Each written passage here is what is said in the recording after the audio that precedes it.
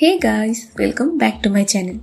आज हम Assam land law का एक बहुत ही सेंसिटिव और सोशली इम्पोर्टेंट टॉपिक डिस्कस करने जा रहे हैं। जैसे कि हमने बताया था, हम आसाम लैंड लॉ का हर एक इम्पोर्टेंट टॉपिक बहुत ही अच्छे से और क्लियर करके समझेंगे। इसी तरह आज हम Assam land and revenue regulation 1886 के अंडर एक बहुत ही इम्पोर्टेंट और सबसे लास्ट टॉपिक डिस्कस करने जा रहे हैं, जिसका नाम है protection of backward classes, specially tribal belt and block system. ये कंसेप्ट डायरेक्टली आता है Assam land and revenue regulation 1886 से। सो गाइस, ये समझना बहुत ही जरूरी है कि लैंड लॉ सिर्फ प्रॉपर्टी ट्रांसफर का सब्जेक्ट नहीं है। आसाम के कंटेक्स्ट में लैंड का मतलब होता है आइडेंटिटी, कल्चर, सर्वाइवल और इकोनॉमिक सिक्योरिटी। जब गवर्नमेंट ने ट्राइबल बेल्ट एंड ब्लॉक के सिस्टम को इंट्रोड्यूस किया, उसका पर्पस था कि ट्राइबल कम्युनिटीज को लैंड एलियनेशन से बचाना।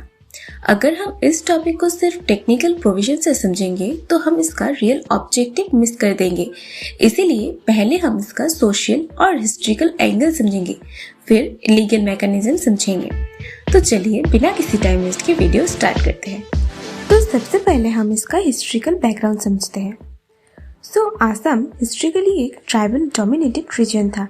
प्लेन्स ट्राइब जैसे Boro, Mising, Rabha, Sonowal, Kachari, Tiwa etcetera traditionally agriculture पर डिपेंडेंट थे।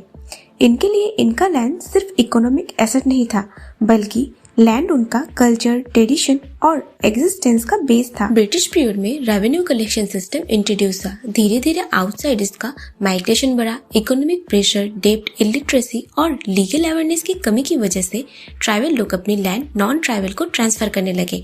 बहुत से केसेस में उनको पता भी नहीं होता था कि वो परमानेंटली अपने लैंड को खो दे रहे हैं। इसका रिजल्ट ये हुआ कि ट्राइबल कम्युनिटीज लैंडलेस होने लगी। गवर्नमेंट ने ऑब्जर्व किया कि अगर इमीडिएट प्रोटेक्टिव मेजर नहीं लाया गया तो ओरिजिनल इनहेबिटेंट्स को अपनी लैंड से कम्प्लीटली डिस्प्लेस हो जाएंगे। इसी सिचुएशन ने ट्राइबल बेल्ट और ट्राइबल ब्लॉक सिस्टम की फाउंडेशन रखी। अब सवाल उठता है कि आखिर tribal belt and tribal block क्या होता है। चलिए समझते हैं। ट्राइबल बेल्ट और ट्राइबल ब्लॉक एक्चुअली एक नोटिफाइड एरिया होता है।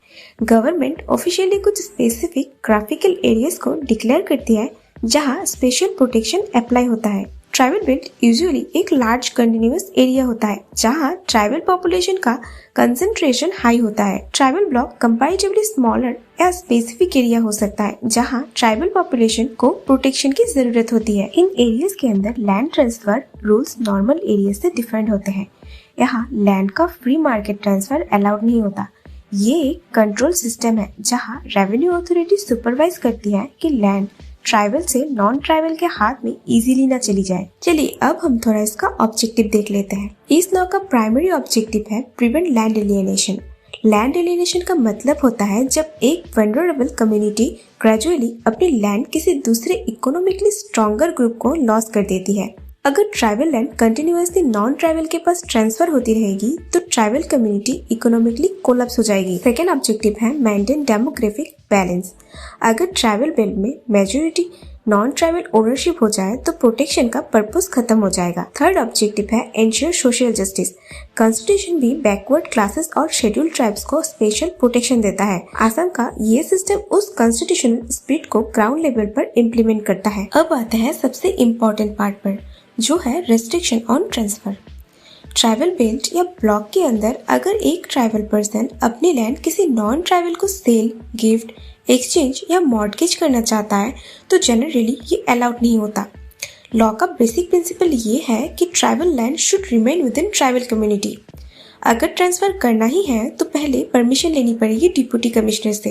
विदाउट परमिशन अगर ट्रांसफर होता है तो वो वॉइड हो सकता है, मतलब लीगली इनवैलिड माना जाएगा। यहाँ आप लोगों को ये समझना जरूरी है कि रजिस्ट्रेशन ऑफिस में डॉक्यूमेंट रजिस्टर हो जाना फाइनल प्रूफ नहीं होता। अगर लैंड ट्राइबल बेल्ट में है और डीसी की परमिशन नहीं ली गई है तो ट्रांसफर लीगली चैलेंज हो सकता है। डिप्टी कमिश्नर का रोल यहाँ बहुत ही पावरफुल होता है। डिप्टी कमिश्नर रेवेन्यू अथॉरिटी के रूप में काम करता है और अगर कोई ट्रांसफर का एप्लीकेशन आता है तो डिप्टी कमिश्नर ये सारी चीज वेरीफाई करता है, जैसे कि क्या लैंड ट्राइबल बेल्ट में सिचुएटेड है या ट्रांसफरर ट्राइबल है या नॉन ट्राइबल, ट्रांसफर ट्राइबल है या नॉन ट्राइबल, क्या ट्रांसफर जेन्युइन नीड में हो रहा है या कोई एक्सप्लॉयटेशन के थ्रू। अगर डीसी सेटिस्फाइड नहीं है तो परमिशन डिनाई कर देती है। इसका मतलब है कि यहाँ रेवेन्यू अथॉरिटी एक प्रोटेक्टिव गार्जियन के रूप में काम करती है। सोचिए अगर किसी ने बिना परमिशन के लैंड ट्रांसफर कर भी दिया तो क्या होगा। तो ऐसे केसेस में गवर्नमेंट या अफेक्टेड पार्टी ट्रांसफर को चैलेंज कर सकती है।